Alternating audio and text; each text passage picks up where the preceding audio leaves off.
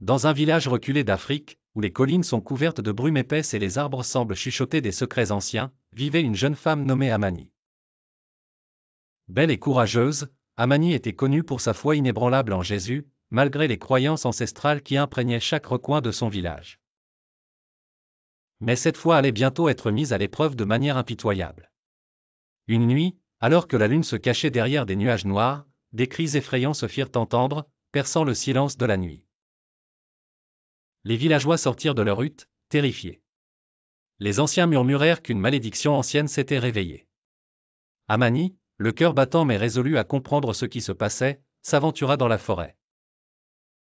Au cœur de la sylve, elle trouva une grotte illuminée par une lueur surnaturelle.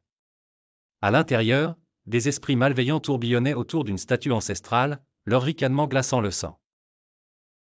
Le sorcier du village, Nafasi, se tenait au centre, rendant hommage à ses forces sombres pour obtenir davantage de pouvoir. Amani animait d'une sainte colère et pria avec ferveur. Les esprits hurlèrent, perturbés par cette lumière divine qui émanait de cette jeune fille. Nafasi, enragé, l'attaqua, mais sa force était fausse, puisée dans les ténèbres.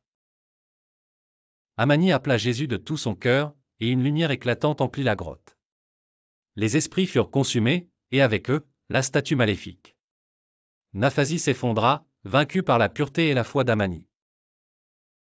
Le village, délivré de la malédiction, retourna à la paix.